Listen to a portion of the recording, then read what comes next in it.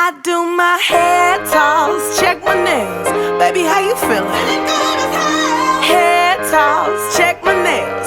Baby, how you feeling? Feeling good as hell. Woo, child. Hello, Wilson family and friends. Thank you for participating in our Wilson International Day. My name is Mrs. Humans, and I am a sixth grade teacher at Woodrow Wilson Middle School. I want to thank the guys that put this together. Thank you, guys. Thank you, staff. Much appreciated.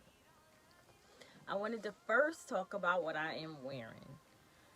I'm wearing a kente cloth, which is African fabric. Class of 2000. This is actually the year I graduated from Westchester University 20 years ago. This is my actual gown.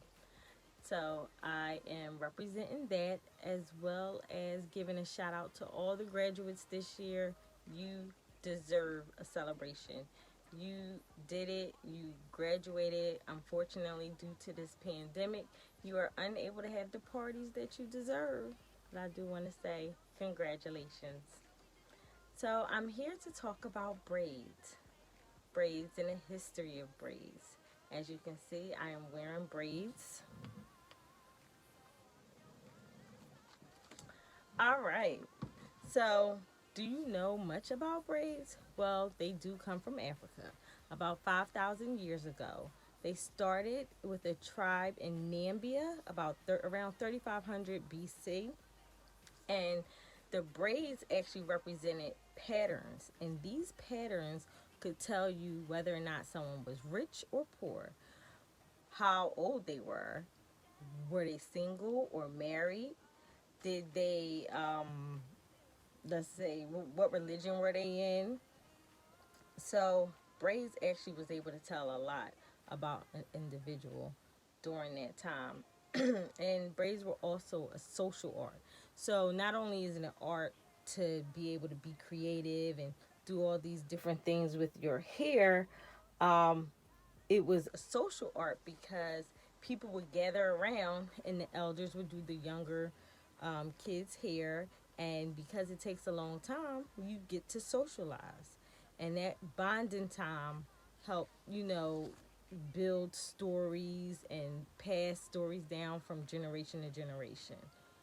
All right, so unfortunately, slavery did happen, and because many Africans were captured, a lot of Africans' heads were actually shaved. Now, people like to talk about lice. Oh, it was unclean for Africans to have hair. Well, if anyone knows anything about lice, lice doesn't like kinky hair. They don't; those bugs don't like that hair. So it wasn't just, it was unclean, but the hairstyles indicate it was like communication. So during that time, many slaves had to have their hair cut off during that passage um, over to the Americas.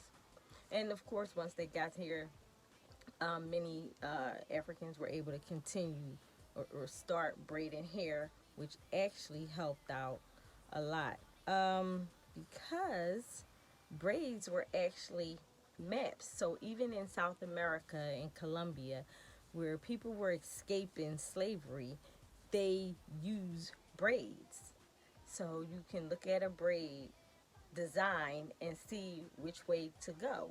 I mean, you can use braids to hide different things as well. So braids were hidden messages as well as good ways to hide many things. Um, but right now, braids are used as fashion. Um, it's also a protective uh, hairstyle for those that don't like to get their hair pressed a lot, or they don't want to add chemicals in their hair. So, it's cute and it helps your hair. Also, today, as far as internationally is concerned, you can now see braids everywhere.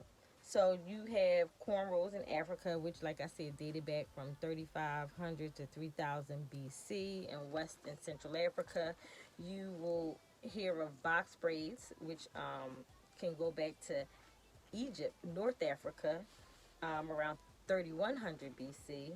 You have the halo braid in Greece and with the Dutch around the first century. You have Native Americans wearing pigtails around the 5th century. You have crown braids in Europe around 1066, around to the 1400s. You even have the staircase braids, and also one braid going back down in Asia. So a lot of Chinese history and Asian history, you will see pictures and images of people wearing braids. So that was a little history today for you guys on African American culture and the fact that braids has history and they're fashionable and everyone is wearing them now. So thank you guys for listening. Enjoy. Your hair, your